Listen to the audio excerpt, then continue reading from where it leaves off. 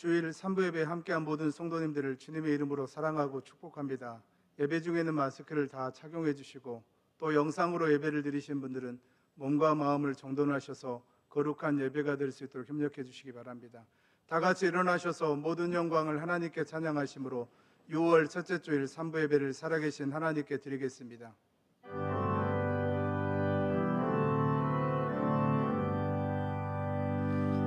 모든 영광을 하나님께, 모든 영광을 하나님께, 온 마음과 내 다해 주 예배합니다. 모든 영광을 하나님께. 하나님은 영이시니 예배하는 자가 영과 진리로 예배할지니라. 아멘.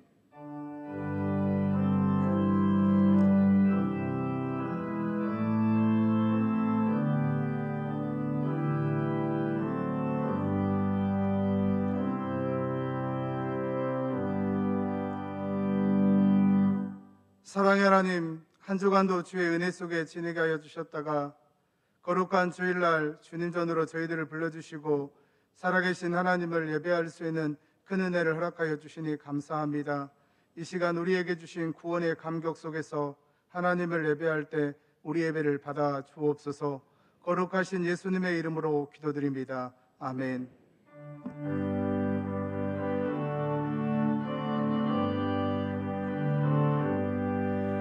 찬송하는 소리 있어 사람 기뻐하도다.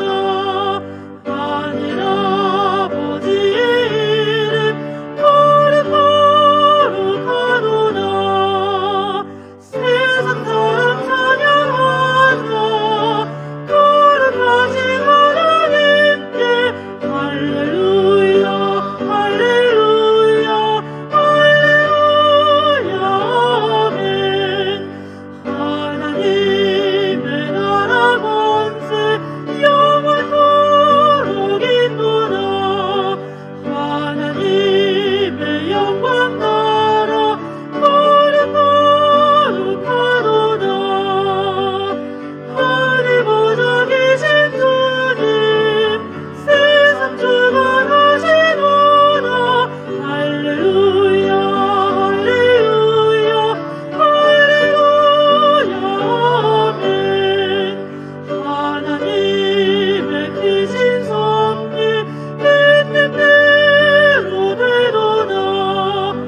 우리 아버지의 뜻은 거룩하도다. 주여 속히 임하셔서 기쁜 날이 주옵소서. 할렐루야 할렐루야 할렐루야 아멘.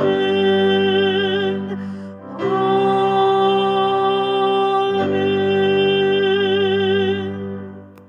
만군의 여호와여, 주의 장막이 어찌 그리 사랑스러운지요.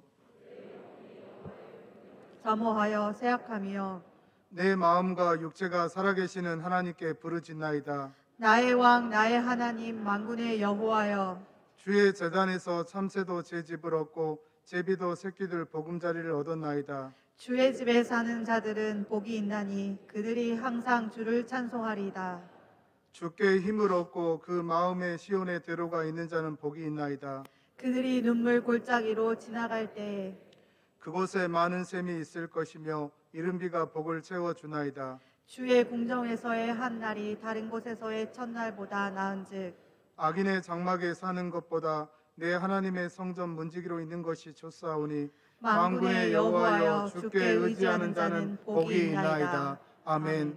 전능하사 천지를 만드신 하나님 아버지를 내가 믿사오며 그 외아들 우리 주 예수 그리스도를 믿사오니 이는 성령으로 잉태하사 동정녀 마리아에게 나시고 본디오 빌라도에게 고난을 받으사 십자가에 못 박혀 죽으시고 장사한 지 사흘 만에 죽은 자 가운데서 다시 살아나시며 하늘에 오르사 전능하신 하나님 우편에 앉아 계시다가 저리로서 산자와 죽은 자를 심판하러 오시리라.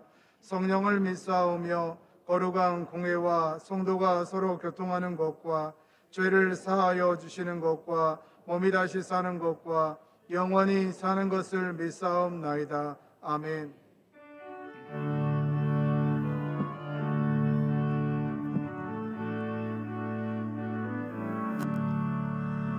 내 모든 소원 기도의 제목 예수님 닮기 원함이라. 예수님 형상 나 입기 위해 세상에 곱게 졌네. 예수님 닮기 내가 원하네. 나를 원하신 예수님의 내 마음속에 지금부로서 주님의 영상 인치소서. 무한한 사랑 풍성한 긍휼 슬픈 자 위로 하시는 주. 길 잃은 죄인 부르는 예수 그 형상 담게 하옵소서. 예수님 닮기 내가 원하네. 나를 원하신 예수님의 내 마음속에 지금부로서 주님의 영상 인치소서.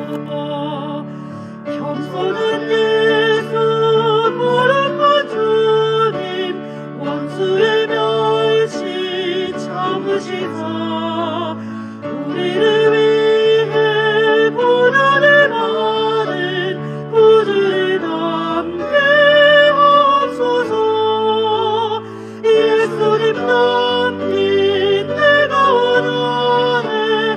날 구원하신 예수님의 내 마음속에 지금부로서 주님의 영상 인치소서.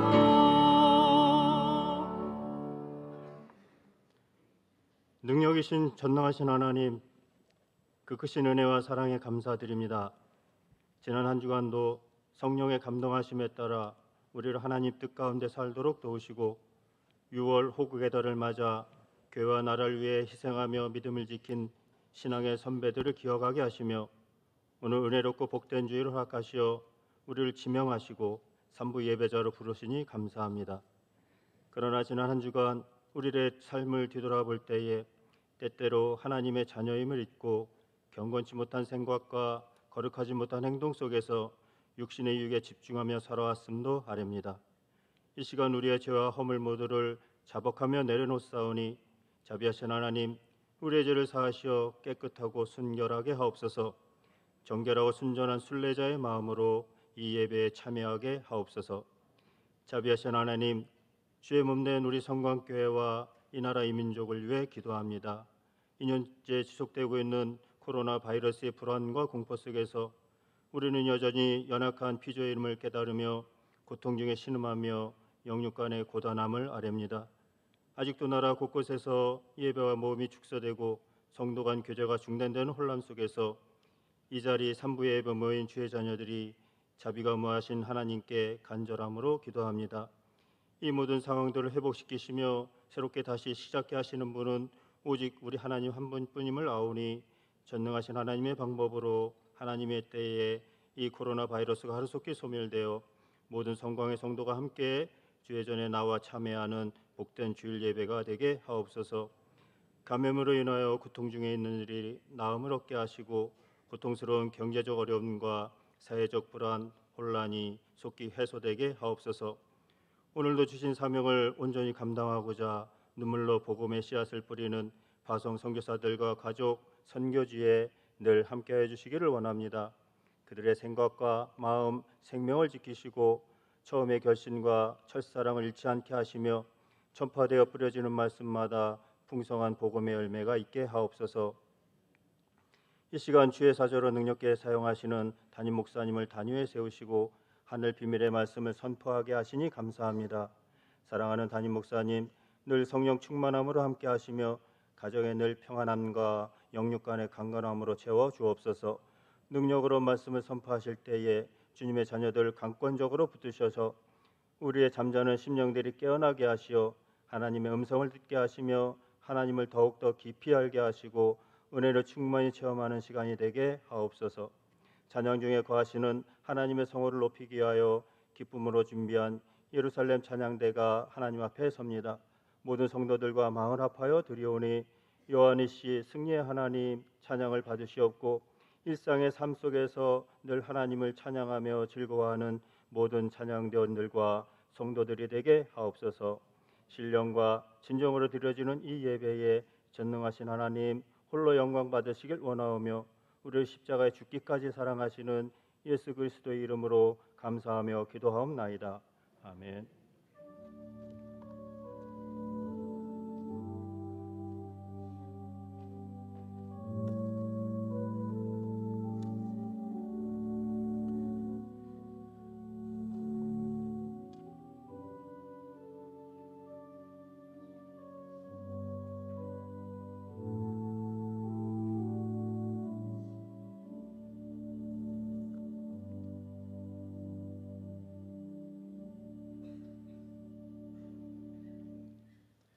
이 시간 우리에게 은혜 주실 하나님의 말씀은 신약성경 고린도후서 2장 14절에서 17절까지입니다.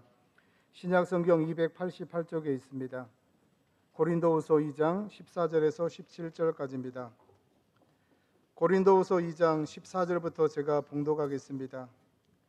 항상 우리를 그리스도 안에서 이기게 하시고 우리로 말미암아 각처에서 그리스도를 아는 냄새를 나타내시는 하나님께 감사하노라.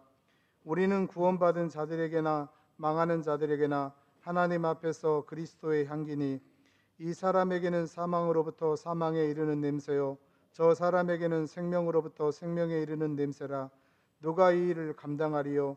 우리는 수많은 사람들처럼 하나님의 말씀을 혼잡하게 하지 아니하고 곧 순전함으로 하나님께 받은 것 같이 하나님 앞에서와 그리스도 안에서 말하노라. 아멘.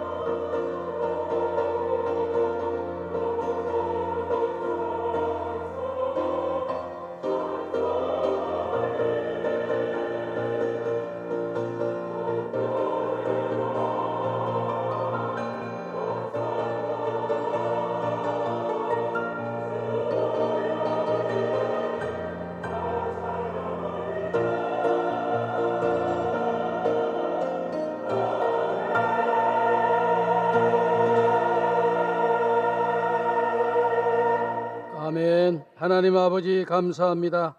6월달 첫째 주 주일 3부 예배로 주의 전에 나와 하나님을 예배할 수 있도록 우리에게 믿음을 주시고 건강을 주시고 열심을 주시고 환경을 허락해 주심에 감사와 찬송과 영광을 올려드립니다.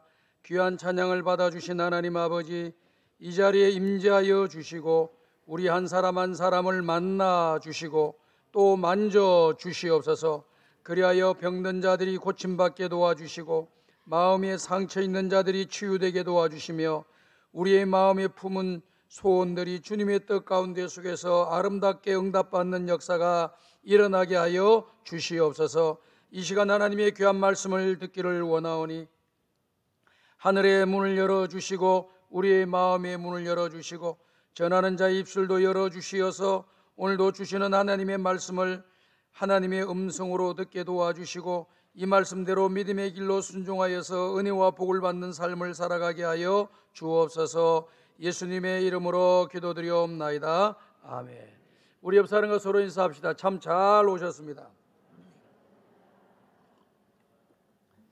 6월달 첫째 주 3부 예배 나오신 우리 모든 성도 여러분들에게 하나님의 은혜와 평강이 함께 하시고 기도하는 모든 기도들이 다 이루어지시기를 주님의 이름으로 축복합니다. 오늘은 고린도후서 2장에 기록되어 있는 말씀의 내용을 가지고 우리는 그리스도의 향기라고 하는 제목으로 함께 은혜를 나누고자 합니다. 솔로몬이 성전을 지을 때 가장 중요한 제목이 뭐였었느냐 하면은 바로 백향목이었습니다. 솔로몬 자신이 준비한 것은 아니고요, 그의 아버지 다윗이 하나님 앞에 성전을 짓고자 하는 간절한 소원과 마음이 있었으나 하나님께서는 다윗이 피를 너무 많이 흘렸기 때문에 하나님의 거룩한 전을 지을 수 없다고, 그 다음에 그의 아들이 그 전을 짓게 될 것이라고 하는 말씀에 포기하지 아니하고 앞으로 아들이 지을 그 성전을 향하여서 준비하기 위해서 모든 자재들을 다 모아놓잖아요.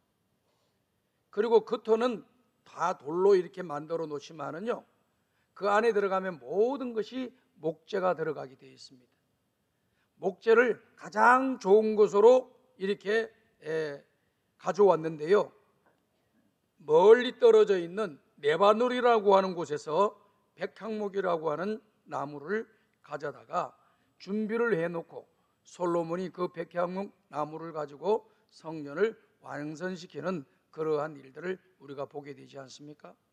왜 이렇게 성전을 짓고 또 큰 건물을 짓는데 백향목이 필요한가에 대해서 특징이 있습니다. 왜냐하면 이 백향목이라고 하는 것은 곱게 자라는 특징이 있다고 합니다.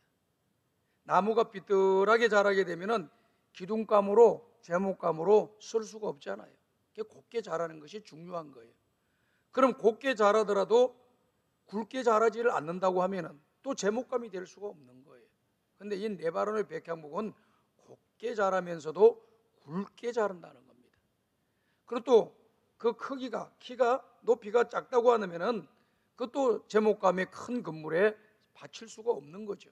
그런데 이 네바논의 백향목은 길이도 굉장히 높이 살아나는 그런 나무로 알려져 있습니다. 그런데 무엇보다도요, 이 백향목 나무의 특징은 그 이름에서 이야기해 주는 것처럼 향이라고 하는 단어가 들어가 있잖아요. 이 나무에는 향내가 난다는 겁니다. 향이 나기 때문에 벌레가 끼지 않고 또 잘 상하거나 썩지 않는 그런 결과를 가져와서 그 나무가 오래 견고히 서 있을 수 있는 그런 일들이 일어나기 때문에 네바논의 백향목을 가지고 이렇게 성전을 짓는데 귀하게 쓰임을 받았다라고 하는 것을 말씀해 주고 있습니다. 그 네바논의 백향목에 향기가 있다고 했어요. 이 향기가 있는데 이 향기는 그 앞에 있어서 우리가 볼 때 항상 냄새라고 하는 단어가 있잖아요.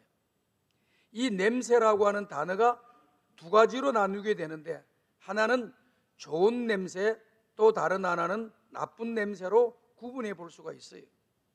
그럼 좋은 냄새가 나는 것을 향기라고 하는 거예요. 그리고 나쁜 냄새가 나는 것은 악취라고 이야기를 하는 것이죠. 오늘 성경의 말씀에 기록되어 있는 말씀의 내용을 보게 되면요, 고린도후서 2장 14절을 보게 되니까 사도 바울은 그 냄새에 대해서 이야기를 하는데 우리가 생각하는 그런 종류의 냄새가 아닙니다. 그 내용을 한번 읽어보도록 하겠습니다. 다 같이 읽어봅시다. 시작.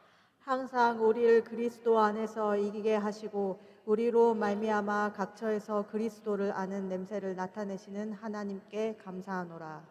지금 사도 바울은 하나님께 감사하다라고 하는 말을 하는데 두 가지의 내용에 대해서 감사하다라고 말을 하고 있지요. 첫 번째는 그리스도 안에서 승리케 하시는 하나님께 감사한다라고 하는 그런 말입니다. 사도 바울은 그 이전에 예수님을 만나기 전에는 내가 하고 내가 이기고 내가 승리했고 내가 모든 것을 이렇게 했다라고 이야기하던 그런 사람이었어요. 그런데 예수님을 만나고 하나님의 진리의 말씀을 깨닫다 보니까 그게 아니라고 하는 것을 발견하게 된 겁니다. 전에는 내가 다 한 것 같은데, 내가 똑똑하고 잘나서 모든 걸 한 것 같은데 가만히 보니까 하나님께서 그런 은혜를 나에게 주셨기 때문에 내가 그와 같은 능력이 나타나도록 하셨다는 겁니다. 누가 하셨다는 겁니까? 하나님이 그렇게 하셨다는 거예요. 그걸 깨닫고 난 뒤부터 여러분들이 바울이 사도행전 이 8장에서부터 등장하잖아요. 7장 마지막 부분부터 등장하면서 이제 12장이 들어가게 되면은 그의 이름이 사울에서 바울로 바뀝니다. 바울로 바뀌는 일은 왜 바뀌느냐면은 안디옥 교회에서 이제 복음을 전하는 전도자로 선교자로 확실하게 임명을 해주면서 그때부터 그의 이름이 사울이라고 하는 이름에서 바울이라고 하는 이름으로 사도행전 28장까지 계속해서 나타나면서 서신서에서 다 나타날 뿐만 아니라 그가 남은 인생 살아간 핵심은 뭐냐? 하나님의 나라의 복음을 전하고 예수 그리스도를 전하는 일을 했음을 이야기하고 있는 것입니다. 그렇기 때문에 이 바울이 예수님을 만나기 전에는 사울의 모습으로 살았는데 예수님을 만나고 난 뒤부터 이제는 바울의 모습으로 살아가는데 그 진리를 깨달아서 그 이름이 바뀐 거예요. 그래서 자기 자신이 옛날에는 승리하고 자기 자신이 똑똑하고 잘나서 모든 일을 이루었다고 생각했는데 예수님을 믿고 하나님의 진리의 말씀을 깨닫다 보니까 그게 아니고 하나님께서 나에게 그런 능력을 주시고 그런 은사를 주시고 그런 달란트를 주시고 그런 은혜를 나에게 베풀어 주심으로 말미암아 그와 같은 일을 하게 되었다라고 하는 것을 깨닫고 난 뒤부터 사도 바울은 그의 서신서에 나와 있는 모든 내용을 보게 되면은 모든 것이 우리 하나님이 하셨다라고 하는 것을 계속해서 반복적으로 강조하고 있는 것을 우리가 발견하게 되는 것입니다. 사도 바울이 하나님께 감사하는 이유 첫 번째는 이기게 하시고 승리케 하신 하나님께 감사한다고 했습니다. 뭘 이기고 뭘 승리하게 해주셨다는 것입니까? 육과의 싸움에서 이기고 승리했다라고 하는 뜻이 아닙니다.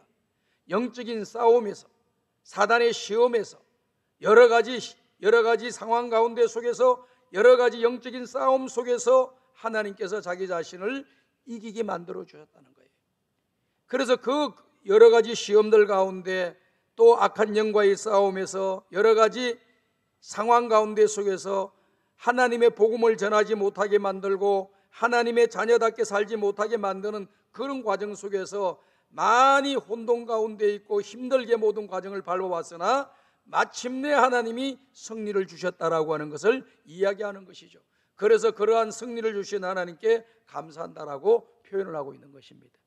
그런데 이 헬라의 원문에 나와 있는 내용을 좀 더 분석하게 세세하게 설명을 해보면은 이 단어는 어떤 단어냐면 이런 것입니다. 하나님께서 승리한 그 일에 나를 끼워주게 하신 하나님께 감사하노라, 이렇게 기록이 되어 있는 것입니다. 그래 내가 뭔가 해서 내가 승리한 것이 아니고 전적으로 하나님이 하셨는데 나는 그냥 거기에 끼임을 들어간 거예요. 그냥 끼어 들어간 거예요. 끼어 들어가게 허락을 해주신 분이 하나님이시라는 거예요. 그래서 그 하나님께 나는 감사한다, 이렇게 표현이 나왔습니다. 그러니까 조금 전에 말씀을 드렸던 것보다도 지금 말씀을 들은 이 내용은 더 하나님께 모든 전적인 권세가 있고 주권이 있음을 이야기해주고 있는 것이죠. 얼마나 놀라운 일인지 몰라요. 저는 우리 성광의 가족들이 하나님의 주권에 대해서 좀 잘 이해도 많이 해주시고 또 잘 느끼시고 또 인정을 하시는 여러분들이 되시기를 주님의 이름으로 축복합니다. 하나님이 모든 걸 하시는 거예요. 믿으십니까? 나를 구원하시는 분이 내가 노력해서 구원 얻은 것이 아니라 하나님이 나를 구원해 주신 거예요. 하나님이 나에게 은혜를 주셨기 때문에 내가 내 입술로 하나님을 나의 아버지라고 고백하고 나의 구주라고 고백하게 되는 이런 은혜를 하나님이 나에게 주신 거예요. 모든 것은 하나님이 하셨습니다 라고 하는 말이 딱 맞는 말이에요. 그리고 우리는 그 은혜의 자리에 동참했을 뿐입니다.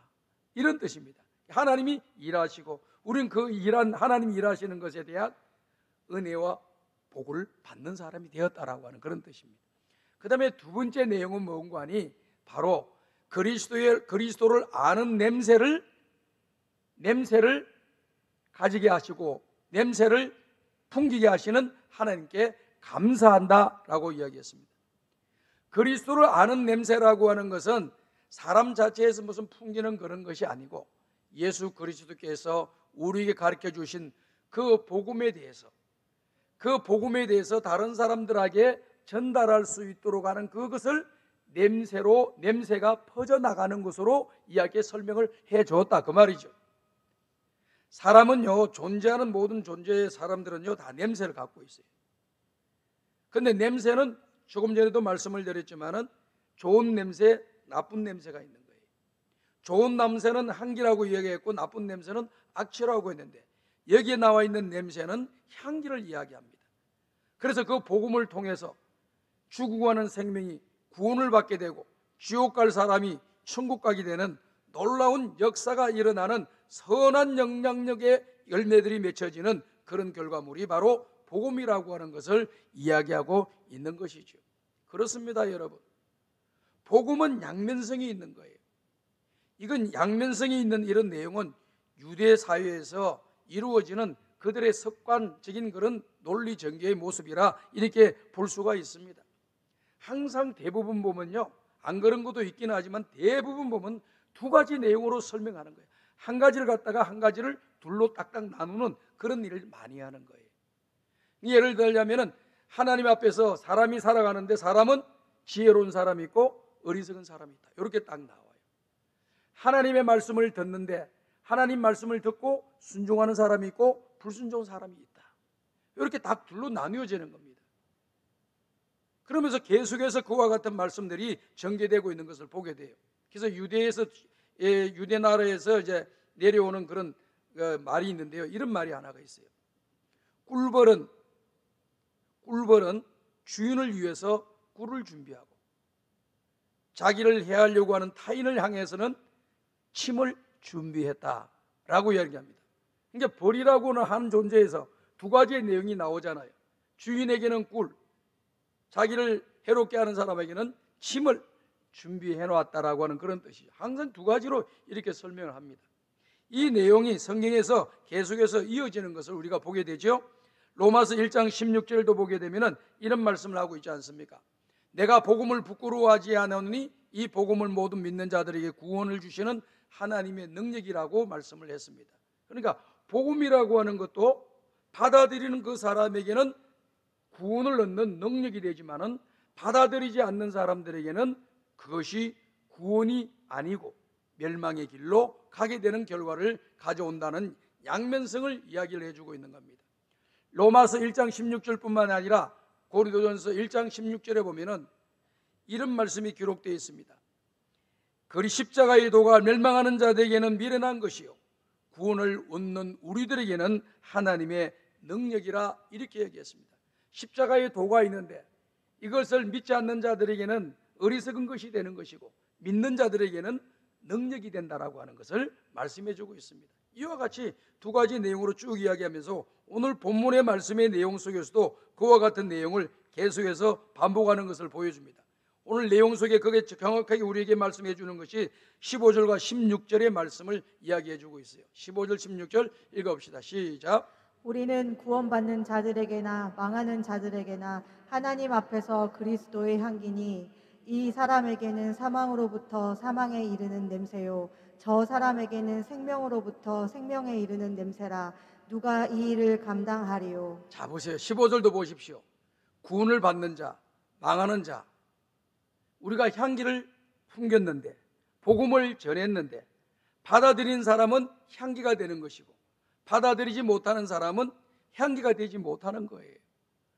또 16절의 말씀해 보십시오. 그 향기를 풍겼는데 받아들이지 않는 사람은 사망에 이르게 되는 것이고, 받아들이는 그 사람에게는 생명을 얻게 된다라고 하는 것을 말씀하고 있지 않습니까? 그렇기 때문에 이 두 가지 내용을 잘 말씀해 주고 계셔요.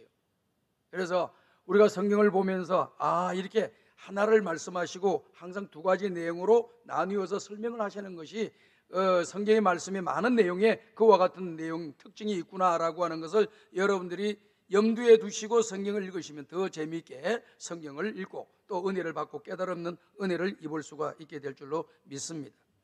그런데 여기에 냄새라고 하는 내용, 이 냄새라고 하는 내용은 어떤 것을 이야기하고 있느냐 하면은, 당시에 이스라엘 나라는 로마의 지배를 받고 있던 그런 나라입니다. 그리고 로마 군들이 다른 나라에서 전쟁을 많이 치루었습니다.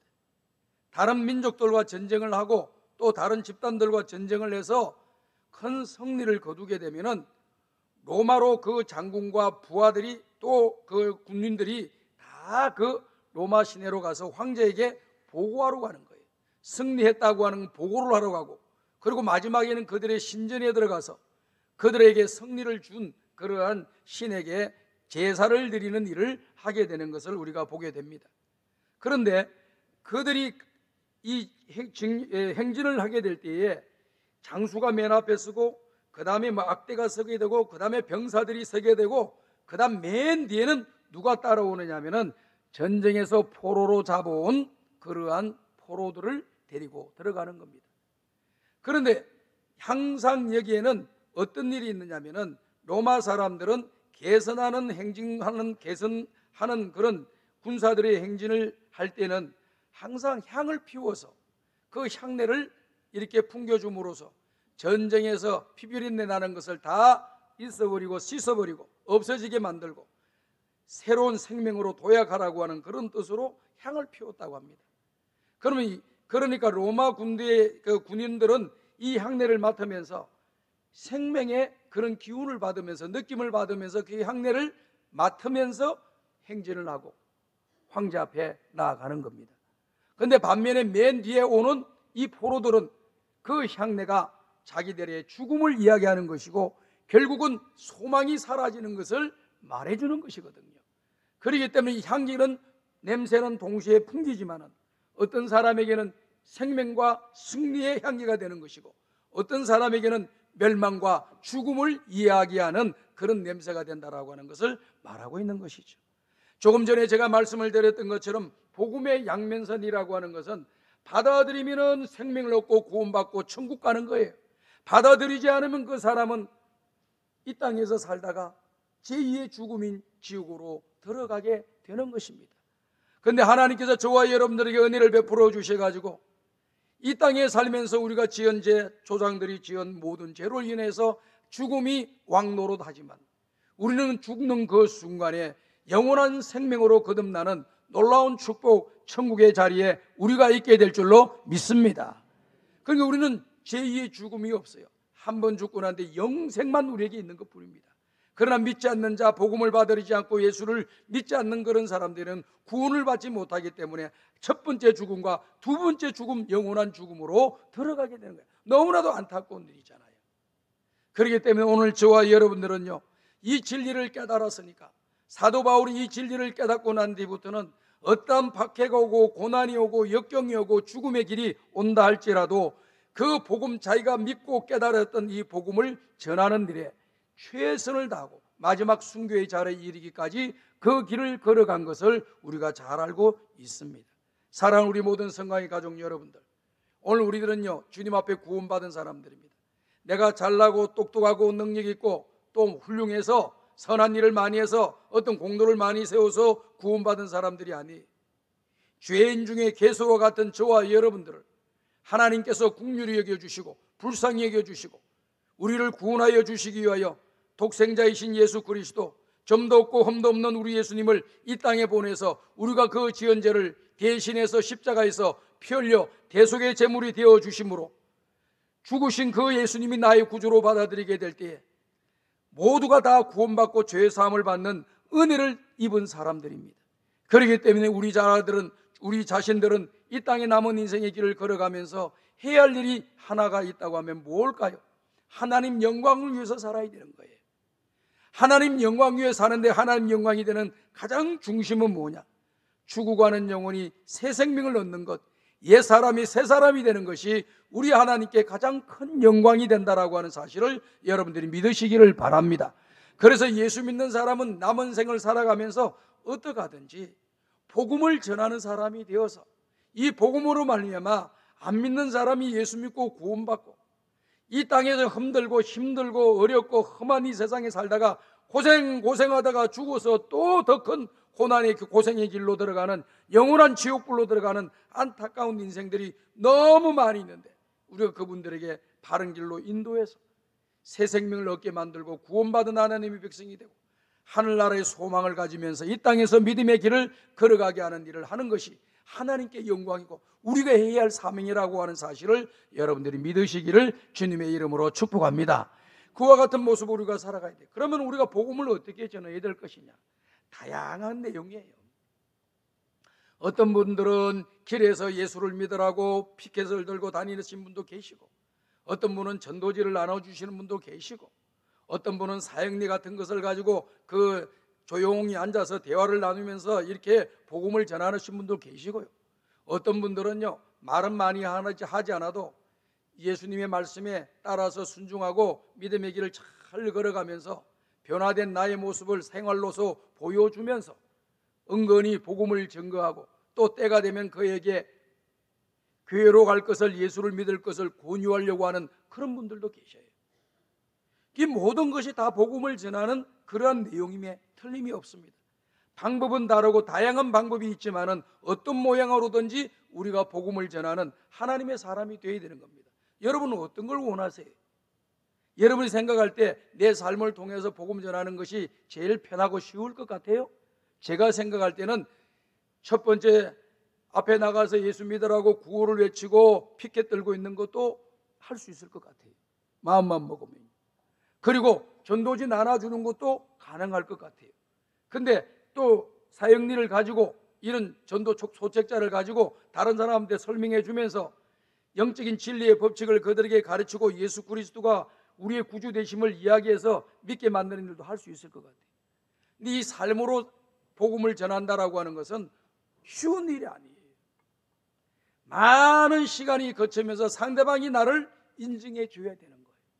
예수 믿는 사람으로 인정이 받을 때에 우리가 복음을 전할 때 그 복음이 그 사람에게 들어가는 거예요. 근데 내가 예수 믿는 사람으로서의 정체성을 보여주지 못하고 있으면서 복음을 전해서 그 사람이 교회를 나올 거라고 생각하면은 또 이것도 우리가 착각하는 것이 아닌가 이런 생각이 들어갑니다. 정체성 말이 나왔으니까 한 말씀 드리겠습니다.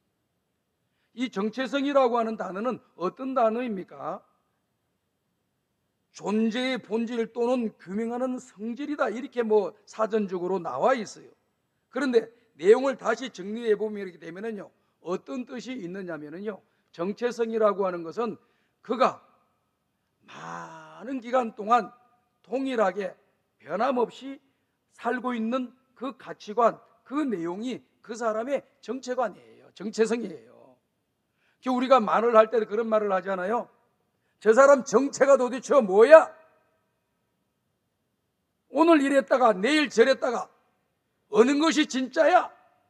라고 이야기를 하는 거 아니겠습니까? 그런데 어떤 분은 시종일관 똑같은 자기의 가치관을 가지고 똑같은 내용을 이야기를 하는 거예요. 저 사람은 저렇게 이야기를 하는구나. 그래, 저 사람이 저런 이야기를 하는구나 하고 지나치지 않은 거예요. 그거 한 번 했다고 해서 정체성이 인정되는 거 아닙니다. 한번 이야기해 볼 뿐입니다. 정체성을 인정을 받으려면 언제 해야 되느냐? 많은 시간 동안, 세월이 흐르는 동안 그와 같은 모습으로 살아가고 말하는 것이 입증이 되어야 됩니다. 그래서 사람들이 저 사람은 저런 사람이야, 내가 어릴 때부터 봤는데 저 사람은 저런 생각을 지금까지 갖고 있는 사람이야. 어릴 때부터 예수 믿는 사람이 지금까지 예수 믿고 있어. 우리 이웃들에게 어릴 때부터 선하게 대해주더니 지금도 선하게 대하고 있어. 이게 바로 선한 사람이야. 이게 그 사람의 정체성이 되는 거예요. 이 정체성이라는 영어 단어를 살펴보니까요, 그 파생되는 내용을 보게 되니까 어떤 내용이 들어있냐면은 확정하다라고 하는 그런 단어가 들어가 있어요. 설명이. 그러니까 내가 정체성이 온전히 인정받으려면은 확정되어져야 된다는 겁니다. 확정이 된다는 것은 내가 확정한다 하는 것이 아니고 다른 사람이 확정해 줘야 되는 겁니다. 다른 공동체가 확정을 시켜줘야, 그렇게 인정을 해줘야 된다는 겁니다. 나는 예수 믿는 사람이야 주장할 수 있지요. 근데 그 주장이 올바르고 되려면은 다른 공동체의 사람이나 다른 공동체가 인정을 해줘야 되는 거예요. 아, 저 사람 예수 믿는 사람 맞아. 무엇보다도 우리 하나님이 나를 믿는 사람으로 인정해 줘야만이 저와 여러분이 예수 믿는 사람이 되는 줄로 믿습니다. 이해가 되시면 아멘 하세요. 예. 그래서 상당히 삶으로 복음 전도한다는 것이 어려운 거라 그 말이에요. 그렇지만 어떤 모양으로든지 우리가 복음을 전해야 되는 겁니다. 자, 우리 예수님 보십시오. 나는 선한 목자라. 나는 양들을 위하여 목숨을 버리노라. 이렇게 말씀을 하셨습니다. 그런데 예수님 목숨도 안 버리셔요. 그러면 그 말씀하신 것이 안 맞는 거죠. 예수님하고 안 맞는 겁니다. 그런데 우리 예수님이 어떠세요? 양들인 우리들을 위하여 십자가에서 못 박혀 죽으셨습니다. 그리고 우리를 구원해 주셨습니다. 우리에게 선한 일을 하셨습니다. 선한 길로 우리를 인도해 주셨습니다. 그러니까 우리 예수님이 하신 그 말씀이 그분의 정체성이에요. 정체입니다. 그 예수님이 가지고 있는 그 모습입니다. 그렇기 때문에 우리 예수님에 대해서 선한 목자라는 것에 대해서 의심할 필요가 하나도 없는 거죠.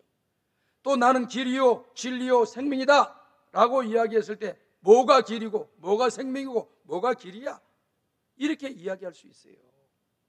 그러나 우리 예수님이 그 말씀대로 나는 길이요 진리요 생명이니 나로 말미암지 않고는 아버지께로 올 자가 없느니라.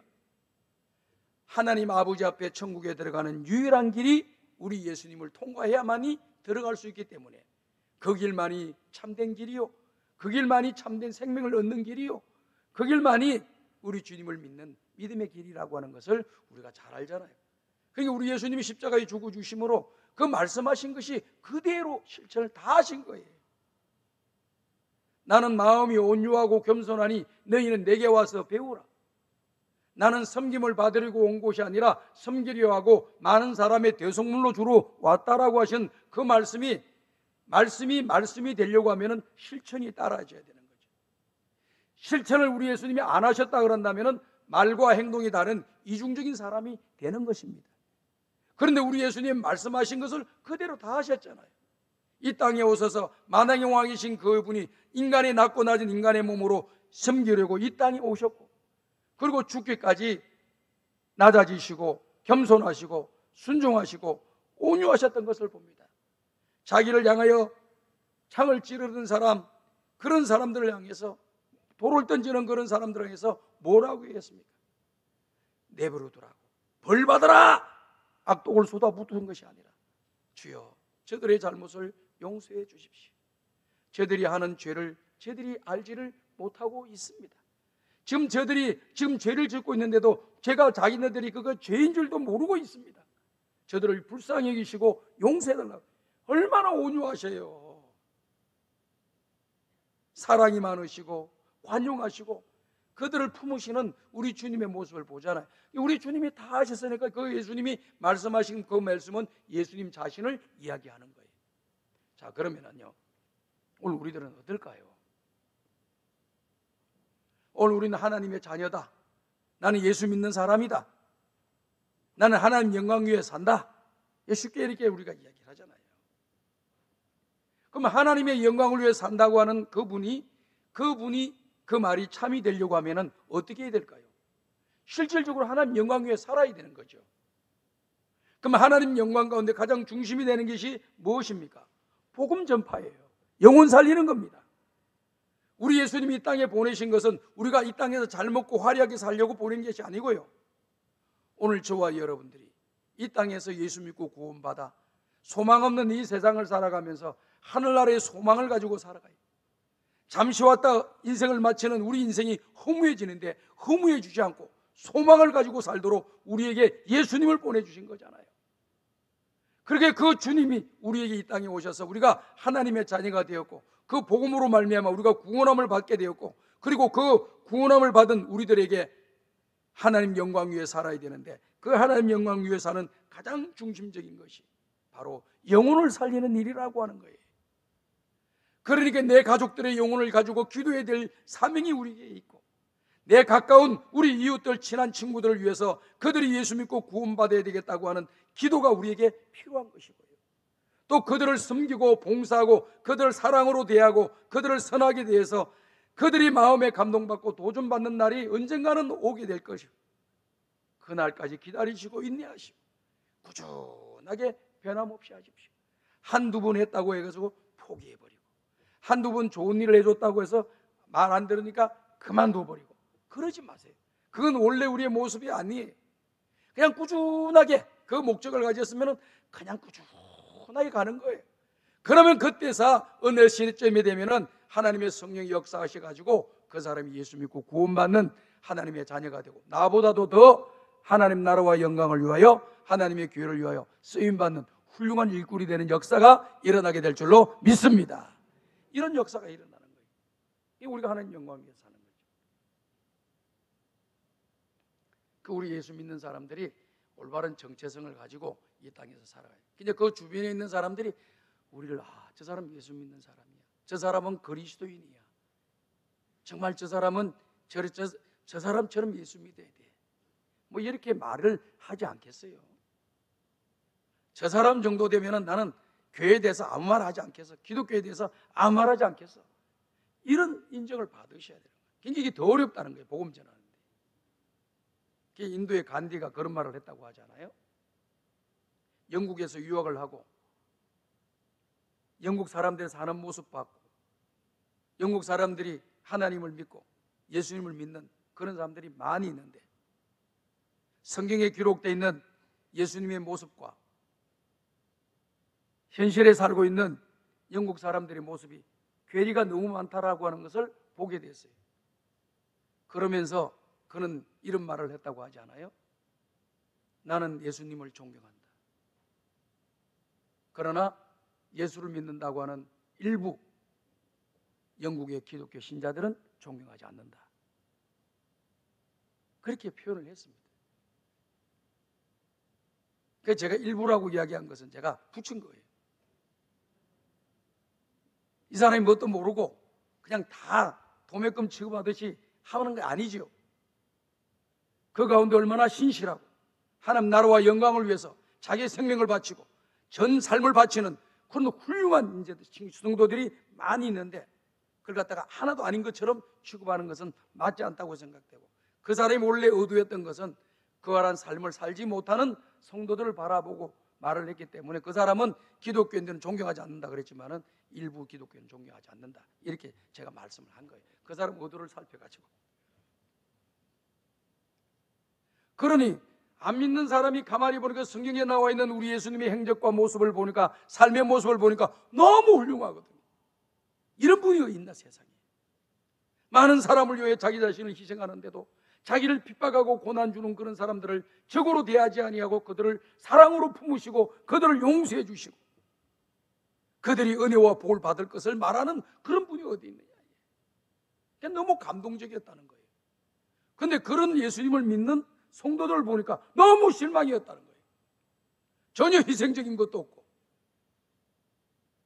양보하는 것도 없고 겸손한 것도 없고 욕심쟁이고 함부로 말하고 함부로 행동하고 남들을 힘들게 만들고 피곤하게 만들고 어렵게 만들고 이런 일을 하니까 이거 아닌데. 자기는 힌두교에 있는 사람이잖아요. 힌두교에 있는 사람이 삼자 입장에서 영국에 들어와서 예수님에 대해서 생각하고 하나님에 대해서 생각하고 그 하나님을 믿고 예수님을 믿는다고 하는 사람들을 보니까 괴리감이 너무 많은 거예요. 그래서 실망했다는 겁니다. 저는 우리 성광의 가족들이 이 시대를 살아가면서 내 주변의 사람들, 믿지 않는 사람들에게 이 간디가 이야기했던 그런 말의 대상자가 되지 않기를 간절히 바라고, 또 그런 사람이 되지 않기 위해서 더 기도하고 더 은혜 받고 더 하나님 중심으로, 말씀 중심으로 살아가는 우리 성강의 성도들이 다 되시기를 주님의 이름으로 축복합니다. 자, 그런데 오늘 말씀의 내용을 보게 되면요, 이 향기에 대해서 나와 있는 구절이 또 다른 구절이 하나가 있어요. 요한계시록 5장 8절에 보니까 이 말씀이 나와 있습니다. 다 같이 읽어보겠습니다. 시작. 그 두루마리를 취하심에 네 생물과 24장로들이 그 어린 양 앞에 엎드려 각각 검은 고와 향이 가득한 금 대접을 가졌으니 이 향은 성도의 기도들이라. 자, 그리고 8장 4절의 말씀도 같이 읽겠습니다. 시작. 향연이 성도의 기도와 함께 천사의 손으로부터 하나님 앞으로 올라가는지라. 자, 여기에 나와 있는 내용이 뭐냐? 이 향기는 뭘 말하느냐? 기도를 말하는 거예요. 마음과 뜻과 정성을 다하여 하나님께 올려드리는 그 기도는 향기와 같은 거라는 거예요. 악취가 아니라 향기와 같은 거예요. 그래서 그 향기가 얼마나 귀했던지 천사들이 그 기도의 내용을 금 대접에 담아다가 우리 하나님께 올려드린다라고 하는 것을 말씀하고 계시지 않습니까? 오늘 사랑하는 여러분, 우리의 기도는 귀하고 귀한 겁니다. 믿으십니까? 마음을 다하여 진심으로 기도하는 그 기도는 우리 하나님이 그 기도를 향내나는 좋은 향기처럼 그걸 우리 주님이 귀하게 보시고 금 대접에 담아다가 우리 주님이 그것을 받으신다는 것이죠. 얼마나 아름다운지 모르겠습니다. 오늘 사랑하는 우리 성강의 가족 여러분들, 여러분 기도를 하나님 앞에서 진실되게 기도드리시고 속에 있는 것을 다 내어놓으면서 기도하시고 하나님의 은혜를 받으시고 그 기도가 다 응답받고 상달되는 역사가 일어나기를 주님의 이름으로 축복합니다. 그래서 우리 예수 믿는 사람들은요, 항상 기도로 시작하고 기도로 진행하고 기도로 마치는 거예요. 그래서 내 생명이 다하는 그 순간까지, 마지막 순간을 우리가 언젠가는 맞이하게 될 거잖아요. 그때도 찬송 부르고 기도하면서 우리 생을 마감하게 될 때 하나님의 천사들이 저와 여러분들을 받들어서 하나님께로 우리를 인도해 주실 줄로 믿습니다. 그런 은혜를 우리가 입어야 돼요. 그러려면 어떻게 해야 되냐? 우리의 기도 생활이 향내와 같은 것이기 때문에 기도 생활을 잘 하셔야 돼요. 많은 양의 기도를 했느냐, 이것도 귀한 것이지만은 마음과 뜻과 정성을 다해서 시간을 30초를 기도하든지 1분을 기도하든지 10분을 1시간 기도하든지 하나님 앞에 올려드리는 것이 그게 너무 중요한 거예요. 그래서 우리 예수 믿는 사람들을 가르쳐서, 우리 기독교를 가르쳐서 다른 사람들이 뭐라고 이야기하면 기도를 열심히 하니까 기독교구만, 기독교. 왜 기독교냐? 기도를 많이 하잖아. 기도를 많이 하잖아. 그러니까 기독교야. 그렇게 이야기를 한다는 겁니다. 근데 요즘 기도를 많이 한다는 소리가 좀 많이 줄어들었어요. 옛날에 열정 있고 은혜 받고 그냥 성령이 충만해서는 막 기도하지 않으면 모여가지고 기도하고 뜨겁게 기도하고 눈물 흘리면서 기도하고 간절히 기도하고 1시간 2시간씩 기도하시는 분들이 이제는 기도 소리가 줄어들었어요. 기도의 시간도 줄어들었습니다. 기도의 내용도 하나님 영광을 위한 기도가 아니라 내 욕심을 채우고 내가 이 땅에서 뭔가 나 자신을 드러내려고 하는 그러한 기도 제목으로 가득 차 있는 거예요. 그러한 기도가 우리 제목이 있다 할지라도 우리는 한 단계 더 올라가서 이러한 일을 하고 싶고 이런 일이 되어지고 이런 문제가 해결되고 이런 일이 이루어지기를 바라는데 그 목적이 어디에 있느냐? 하나님 영광을 위하고 그리스도 아름다운 향기를 날리기 위해서 그와 같은 은혜를 달라고 우리는 기도해야 될 줄로 믿습니다. 그래서 우리가 신앙의 길을 걸어가면서 우리의 모습을 통해서 기도 생활이 이와 같이 향리가 된다는 것을 우리는 기억해야 되겠습니다. 그리고 그 다음 또 하나를 보니까요, 이런 내용이 나와요. 로마서 12장 1절과 2절인데요 2절만 먼저 보겠습니다. 시작. 너희는 이 세대를 본받지 말고 오직 마음을 새롭게 함으로 변화를 받아 하나님의 선하시고 기뻐하시고 온전하신 뜻이 무엇인지 분별하도록 하라. 1절에 보면은 너희 몸을 하나님이 기뻐하시는 거룩한 산 제물이 되게 하라, 이렇게 말씀이 나오고 있습니다. 제물이라고 하는 것은 그냥 살아있는 채로 놔놓는 게 제물이 아닙니다. 구약의 제도의 방법을 보면은 제물은 반드시 죽이게 돼 있어요. 그리고 피를 흘리게 돼 있습니다. 그리고 각을 뜨게 돼 있습니다. 그리고 그것을 불에 태우게 돼 있습니다. 태우면은 거기에서 연기가 올라가고, 이걸 갖다가 드려지는 희생의 제물은 하나님이 받으시기에 합당한 그러한 향례가 되는 것입니다. 그렇기 때문에 오늘 우리들이 신앙생활하면서 헌신이라고 하는 단어를 많이 쓰게 됩니다. 헌신이라고 하는 단어를 쓰게 돼요. 헌신에는 세 가지의 내용이 들어가 있어야 되는 거예요. 온전한 헌신. 첫 번째는 내 몸이 가져야 됩니다. 두 번째는요, 내 시간을 드려야 됩니다. 세 번째는 나의 물질을 드려야 됩니다. 그래서 내 시간과 물질과 또 힘을, 내 몸을 들여서 하나님이 기뻐하시는 일들을 해 나가는 겁니다. 선교도 하게 되고, 구제도 하게 되고, 이웃을 위해서 봉사하기도 하고, 또 하나님 기뻐하는 아름다운 천국 일꾼을 키우는 일들도 하고, 굶주린 이웃들에게 구제하고 도와주는 그런 일들을 할 때, 이렇게 동참하는 그런 모습이 하나님께 헌신하는 거예요. 말만 헌신하자, 헌신하자, 헌신하자 구호 외치는 것이 헌신하는 사람이 아니고, 그 구호에 걸맞는 내 시간도 들여서 봉사하고, 내 물질도 들여서 봉사하고, 하나님의 선한 일을 하고, 그리고 또 내 몸도 따라가서 내가 형편닿는 대로, 내 건강이 따르는 대로, 내 제 능력이 따르는 대로, 할 수 있는 대로, 또 시간을 낼 수 있는 대로 내어서 하나님 기뻐하고 선한 일에 우리가 참여하고 동참하게 될 때, 이 사람이 하나님 앞에 헌신하는 삶을 사는 거예요. 이해가 되시면 아멘 합시다. 헌신, 헌신. 신는 신이 흘러서 헌신된 게 아니에요. 새신 신으면 되겠네, 이렇게 하시면 안 되는 거예요. 새신 신어야죠. 새로운 마음으로. 오늘 우리는 하나님 앞에서 드려지는 그런 산 제물이 되고, 이 세상의 풍조가 이렇게 변하고 저렇게 변하더라도 우리가 믿는 그 하나님을 믿는 믿음이 변해서는 안 되는 거예요. 하나님 말씀에 따라서 신앙의 길을 걸어가는 것을 변해서는 안 됩니다. 어릴 때부터 믿어왔던 그 하나님을 더 사랑하고, 더 섬기고, 더 충성하고, 더 헌신하고 믿음의 길을 걸어가는 저와 여러분들이 될 때, 우리의 모습이 아름다운 향내나는 삶을 살아가는 역사가 일어나게 될 줄로 믿습니다. 그래서 빌립보서 4장 18절을 보게 되면은 이 말씀을 좀 더 구체적으로 설명을 잘 해주고 계셔요. 다 같이 읽읍시다. 시작. 내게는 모든 것이 있고 또 풍부한지라.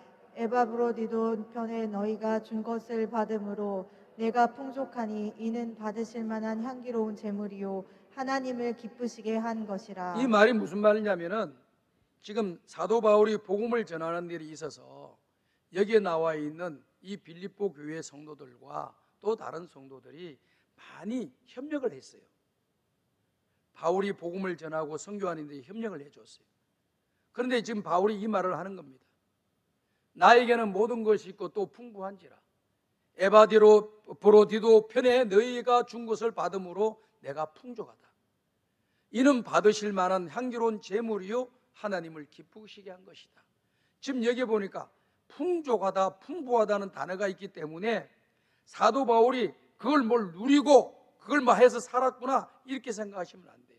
뭐에 대해서 풍부하고 뭐에 대해서 이렇게 준 것이 풍족하다라고 하는 것이냐면은, 지금 복음의 사업과 선교하는 일을 함에 있어서 여러분들이 보내주신 그, 요즘도 이 말로 이야기한다면은 선교 헌금이에요. 구제 헌금이에요. 이런 것들을 받아가지고 그런 일들을 하는데 충분히 할 수 있는 그런 상태가 되었다라고 하는 것을 이야기해 주면서 감사하게 생각하고, 이 모든 것은 하나님이 받으시기에 기쁘시게 받으실 향기에 나는 제물이 된다라고 하는 것을 말씀해 주고 있는 것이죠.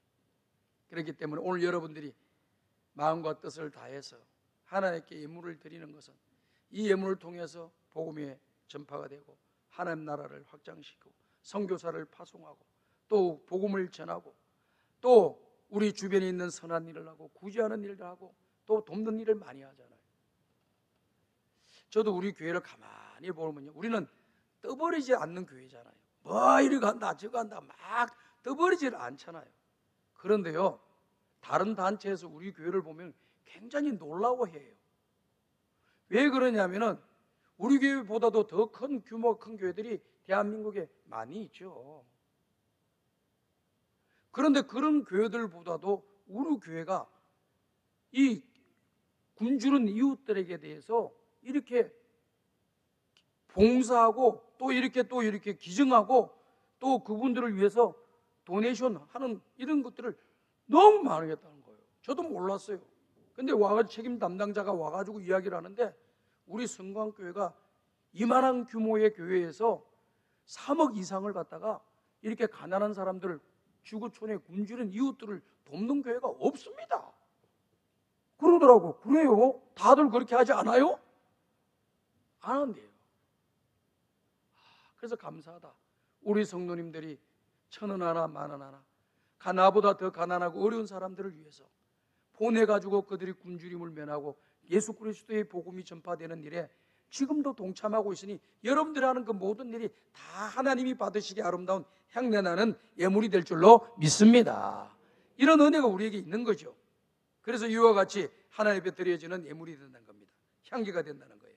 이제 마지막 말씀입니다. 마태복음 22장 37절이에요. 마태복음 22장 37절 말씀 다 같이 읽어봅시다. 시작. 예수께서 이르시되 내 마음을 다하고 목숨을 다하고 뜻을 다하여 주 너의 하나님을 사랑하라 하셨으니. 자, 보십시오. 우리 주님께서 말씀하시기를 마음을 다하고 뜻을 다하고 주 너희 하나님 사랑하고 내 이웃을 사랑하라고 하신 말씀을 하고 계시는 겁니다. 우리가 이 땅에 살아가면서 다른 거 막 복잡한 거 많지만 딱 정리를 하게 되면은 하나님 사랑하는 것이고 이웃 사랑하면서 사는 것이 우리 가야 할 방향이에요. 이게 하나님을 사랑해야 되는데 우리가 하나님을 사랑한다는 것이 어떻게 보면은 추상적으로 들릴 때가 있고 좀 막막하기도 합니다. 그런데 우리 예수님께서 아주 정확하게 하나님 사랑하는 것이 무엇인가를 잘 말씀해 주셨어요. 그것이 요한복음 14장에 기록이 되어져 있습니다. 요한복음 14장 23절과 24절 다 같이 읽어봅시다. 시작. 예수께서 대답하여 이르시되 사람이 나를 사랑하면 내 말을 지키리니 내 아버지께서 그를 사랑하실 것이요 우리가 그에게 가서 거처를 그와 함께 하리라. 나를 사랑하지 아니하는 자는 내 말을 지키지 아니하나니 너희가 듣는 말은 내 말이 아니요 나를 보내신 아버지의 말씀이니라. 여기서도 우리 예수님이 서두에 제가 말씀을 드렸던 것처럼 항상 두 가지 내용으로 쫙 나뉘잖아요. 하나님 말씀을 들을 때 순종하는 자와 순종하지 않는 자. 순종하는 자는 지혜로운 사람, 순종하지 않는 사람은 어리석은 사람. 딱 두 가지로 나누잖아요. 여기서 똑같아요. 하나님을 사랑하는 사람, 하나님을 사랑하지 않는 사람 둘로 쫙 나뉩니다. 나를 진짜 사랑한다고 하는 사람은 누군가? 그 사람은 하나님의 말씀에 순종하는 사람입니다. 사랑한다고 말을 하지만은 하나님 말씀에 불순종하고 사는 사람은 나를 사랑하지 않는 것이다. 이렇게 정리를 깔끔하게 해주셨잖아요. 클리어하게. 저는 우리 성광의 가족들이 하나님을 사랑하는 사람들이 되시기를 주의 이름으로 축복합니다. 딴 거 없어요. 하나님 사랑하기 때문에 뭘 해야 될까? 생각하는 것도 귀중한 일이지요. 그러나 가장 중요한 것은 하나님 말씀대로 살려고 하는 것이 하나님을 사랑하는 거예요. 이해가 되시면 아멘 합시다. 그래서 하나님을 사랑하는 그런 모습으로 살아가는데 그 사랑의 핵심은 또 뭐냐? 순종하는 핵심은 이 성경 말씀에 쭉 나와 있는 마지막 절 내가 읽지를 못했는데요. 17절에 보면은 온전한 마음과 순전한 마음으로 하나님 말씀을 따르는 것, 이것이 바로 하나님을 사랑하는 모습이에요. 또 우리 이웃들에게 대해서도요, 사랑하는 그 모습은 로마서 5장, 마태복음 5장 16절에 기록이 되어 있습니다. 다 같이 한번 읽어보겠습니다. 시작. 이같이 너희 빛이 사람 앞에 비치게 하여 그들로 너희 착한 행실을 보고 하늘에 계신 너희 아버지께 영광을 돌리게 하라. 이 앞전에 무슨 내용이냐면 예수님께서 너희는 세상의 빛이라, 너희는 세상의 소금이라 이 말씀을 하시면서 너희의 빛을 사람들 앞에 비추고 가지고 사람들 앞에 비추라는 거예요. 너희 빛을 비추라는 겁니다. 그 빛이 내용이 뭐예요? 착한 행실, 선한 행실을 이야기하는 거예요. 착하고 선하다라고 하는 건 뭡니까? 남들에게 피해를 주지 않는 거예요. 이런 사람들이 모여있는 나라가 1등 나라가 되고 1등 국민이 되는 거예요. 저는 우리 대한민국이 이런 역사가 일어나기를 간절히 소원합니다. 선진국이 뭐예요? 경제적으로 잘 사니까 선진국입니까? 1등 국가입니까? 그곳에 사는 사람들이 어떤 마음의 자세를 가지고 사느냐? 남의 것을 빼앗아 가지고 살려고 하는 사람이냐? 아니면은 선한 마음으로 그들을 척하게 선하게 대해주고 그들을 고통스럽게 하거나 괴롭게 하거나 힘들게 하거나 눈물 나게 하지 않고 선한 일을 통해서 기쁨을 주고 즐거움을 주고 위로를 주고 사랑을 주는 그런 모습으로 살아가는 거예요. 이것이 바로 하나님이 원하시는 하나님께 영광 돌리는 삶의 모습이지. 이게 바로 하나님 앞에 향기나는 아름다운 신앙의 모습이다라고 하는 것을 우리에게 얘기하고 있습니다. 오늘 사도 바울은 저와 여러분들과 해서 우리는 그리스도의 향기라 그랬습니다. 향기 다 되시기를 주의 이름으로 축복합니다. 하나님 감사합니다. 오늘도 귀한 말씀을 주시니 이 말씀을 우리의 마음에 담고 남은 인생 그리스도의 향기로 살게 하여 주시옵소서. 예수님의 이름으로 기도드리옵나이다. 아멘.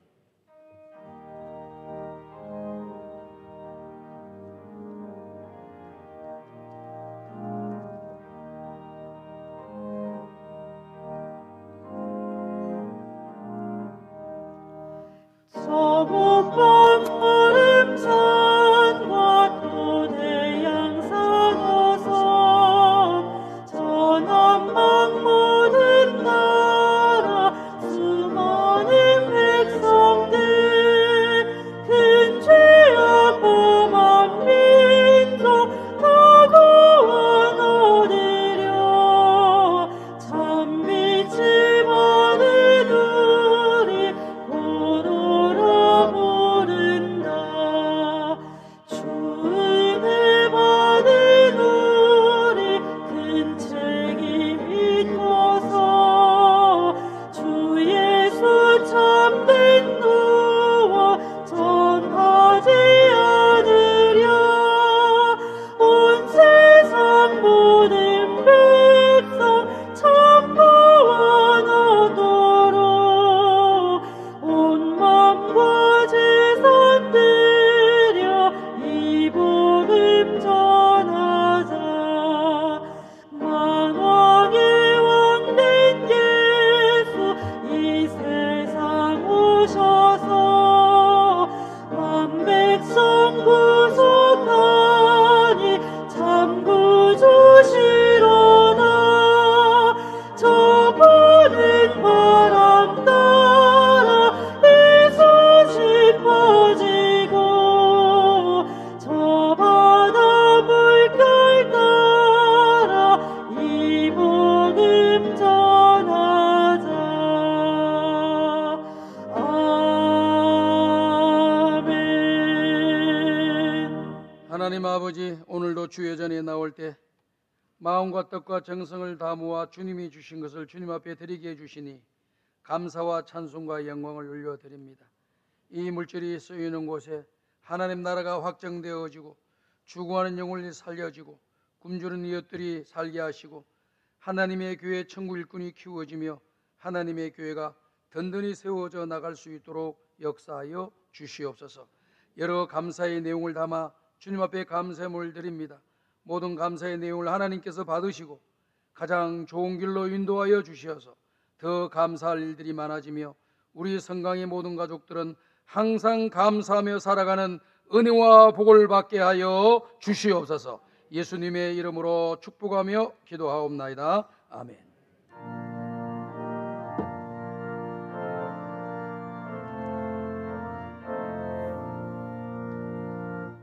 이 천지가 만물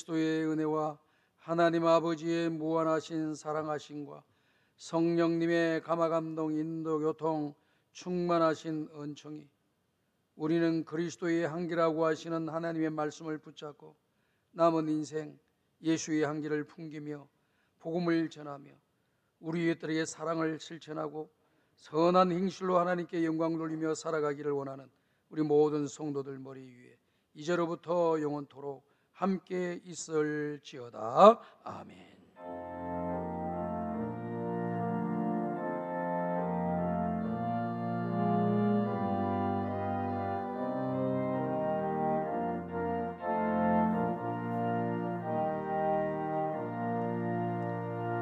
예, 자리에 앉아 주시기 바랍니다. 옆 사람과 인사합시다. 참 잘 오셨습니다. 교회 소식 알려드리겠습니다. 두 가지만 강구합니다. 첫 번째는 행복 찬양 축제 페스티벌에 오늘 저녁 오늘 2시 30분부터 진행을 하게 됩니다. 한 달 동안 내내 대한민국 최고의 가스펠 싱어들만 모셨습니다.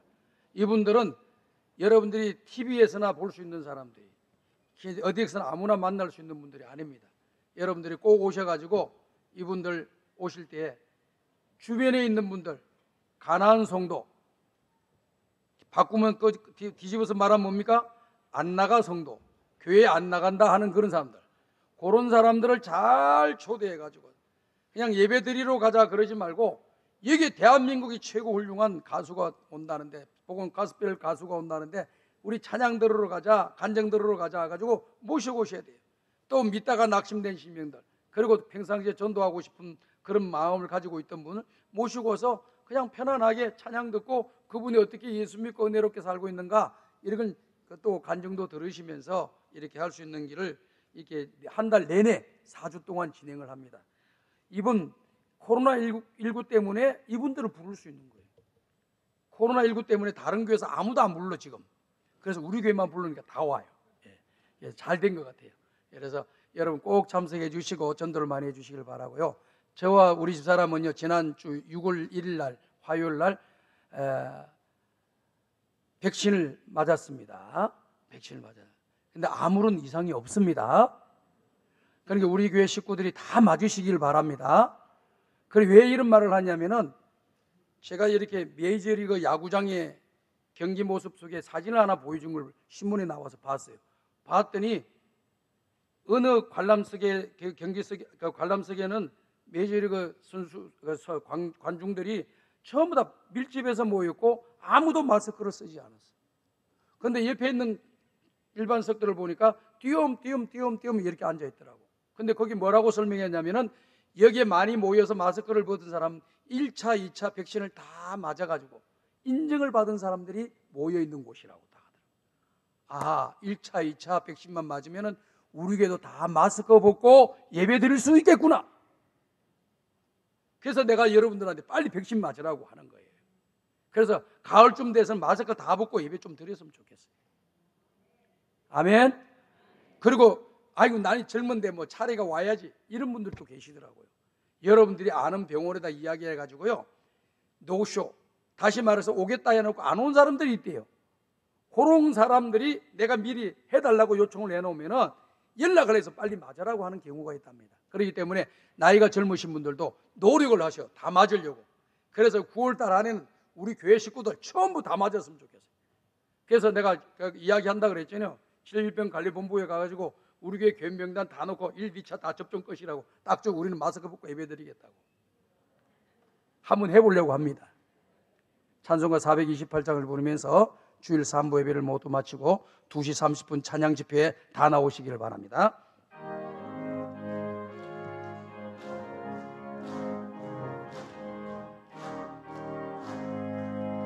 내 영혼의 햇빛 비치니 주 영광 찬란해.